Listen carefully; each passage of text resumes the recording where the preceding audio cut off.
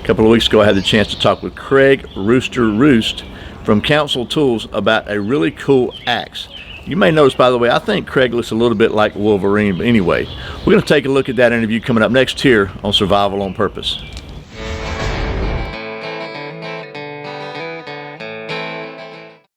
Welcome back to Survival on Purpose coverage of the 2021 Blade Show. That's right, we're having a Blade Show this year. Isn't that great? So I'm here with Craig from Council Tool, who you may know make some of the best axes I've ever used. And I know you're looking at me with all this fur on here, and you're looking at Craig, and you're expecting some blades to come popping out of his hand there, but he's not. The only blades he's got are on the end of a wooden stick. So we're going to take a look at another cool. This one really got my attention because, well, he'll tell you what it is, and you'll know why it got my attention. So, sure. So first of all, thanks for taking a minute here to talk to us. I know you're busy man. Thanks for stopping by. I appreciate it. And you know more about axes than anybody I've ever met. Well, I appreciate the confidence. Only, you're a designer. He designed some of these axes, and he's really like an axe historian, an axe expert.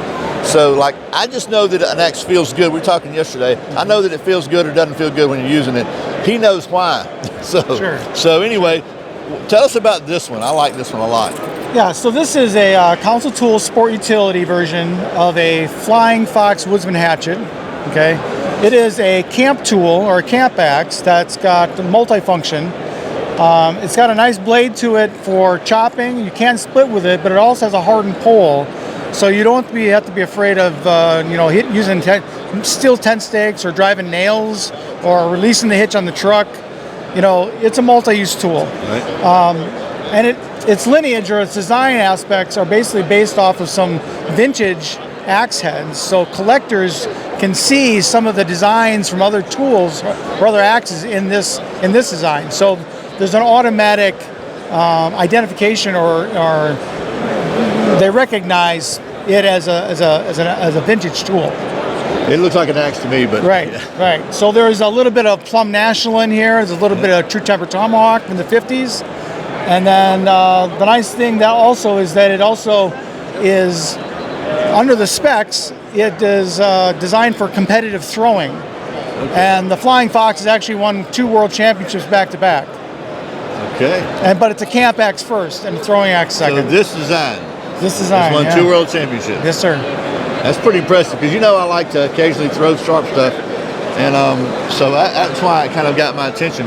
But apparently, I'm nowhere near the league. I was talking to him yesterday, I can generally stick an axe in a target with the right distance, but these guys at competitive levels, they're not just sticking in the target, they're hitting like a certain point on the target. It's down like a 50-cent piece is what they're aiming at. It's down they're that precise. Yeah. There's a lot of practice involved, a lot of dedication. There's a lot of really good throwers out there.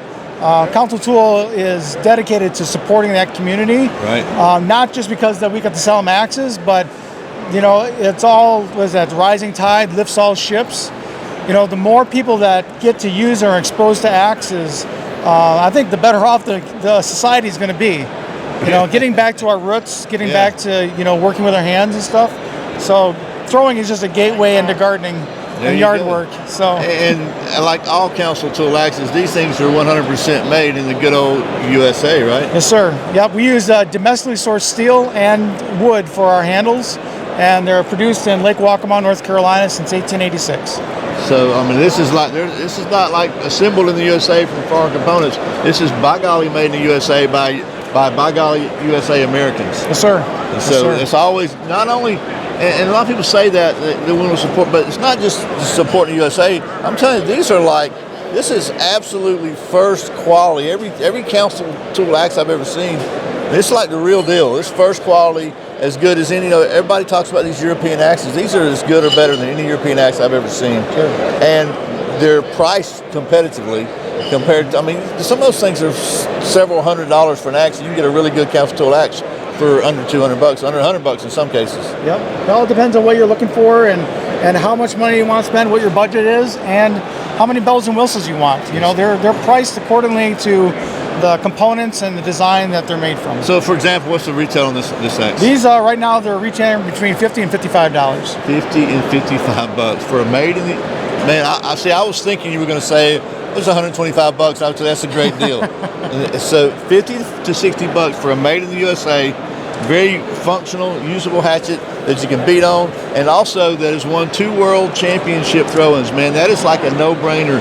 If you don't buy one of these axes, then I don't know. I don't know what's wrong with you, yeah, man. they're our #1 seller, and we're producing. I don't know how many per month, but the number is it's really high. So as much as I like the Camp Carver, because I think that was a really great axe. Let me get back over here in the camera.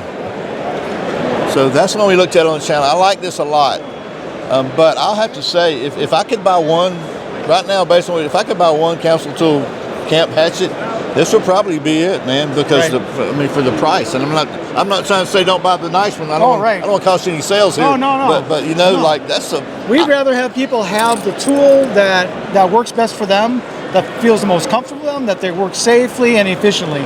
If they want to bump up in quality, then buy more than one. We're giving out permission slips to own more than one axe today. So I'm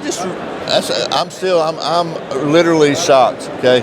Because, and I'm not just saying that for the camera, but I reviewed a couple of other hatchets that were in the $50 to $60 range. They were by different companies, and none of them they didn't feel this good. The handles didn't. The handles were clunky, kind of and stuff. I like it kind of the handle feels really good. The grain on the hickory is great, and okay, you sell 50 or 60 bucks, man. I'm amazed. So and that is again the model number for the people that definitely want to buy this. Yep, it's a sport utility. Flying Fox Woodsman hatchet. Flying Fox Woodsman. That's a big mouthful, but I'll put a link in the video description. You can check it out. So, and so, do you sell directly at Council Tools, or are you through? We only sell through dealers. We're having our website's going to get updated. It's going to make it easier to find dealers that way. Otherwise, they can just send an email to sales@counciltool.com. And one good place they can buy online is from Self-Reliance Outfitters, right? Yep. I mean, because we're here at Self-Reliance Outfitters booth with Dave Canterbury and the crew, and they're a Council Tool dealer. Yes, sir. And you can order them, and the customer service is great, and you're supporting some great folks too. So I'll throw a plug in for Dave and the guys. Definitely. So, well, Craig, thanks so much, Mark. Brian, thanks for rocking my world with it. I didn't realize, man. I swear I was thinking $100 or more. So pretty cool. Let's hope that doesn't have to get that high with the steel prices. Oh man, I know. So anyway, thanks again as always, and thank you for watching Survival on Purpose coverage of the 2021 Blade Show. See you next time.